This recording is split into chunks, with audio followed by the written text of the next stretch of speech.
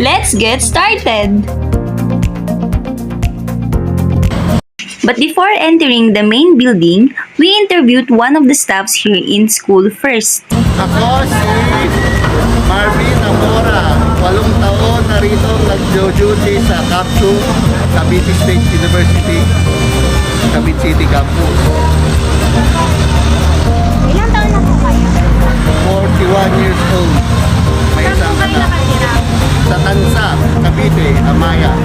Biyahe pa po kayo? May service na po. Thank you po. Thank you po. Let's go!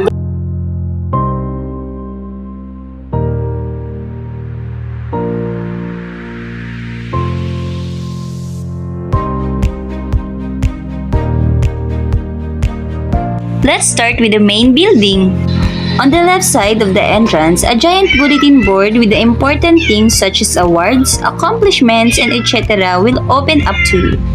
On the other left side of the entrance, you will also be able to see offices, Register Office, and Accounting Office. While here, still on the left side of the entrance, when you continue walking here, you will be able to see the Science Laboratory and the Counseling area, also the stairs connecting to the first and second floor on the left side.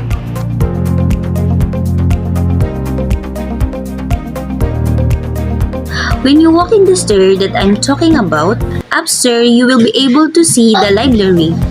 There is also another way to go to the library.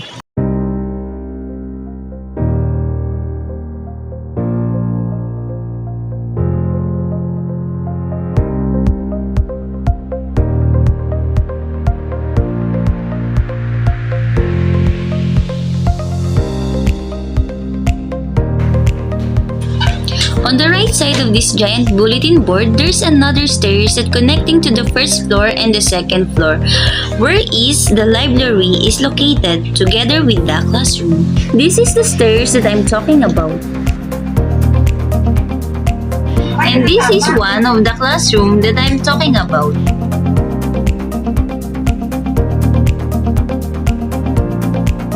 Now let's proceed to the things outside the main building. If you continue walking there, you will be able to see things outside the main building. Just like the clinic, canteen, and also a place where you can take a rest and relax for a while.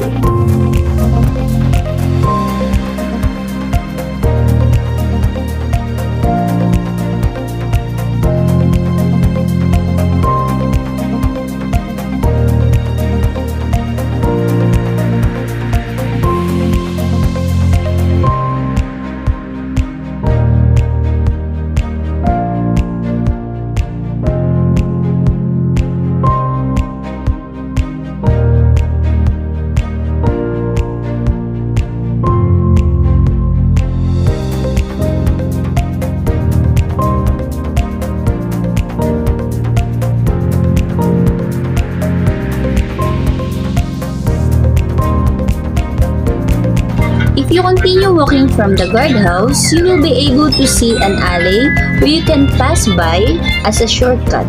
This is the alley that I'm talking about. After passing by this alley, you will be able to see the comfort room. This is the comfort room I was talking about. Also, I assure you that this comfort room in CVSU is always clean, so you don't have to worry about the germs and bacteria you could get from dirty comfort rooms.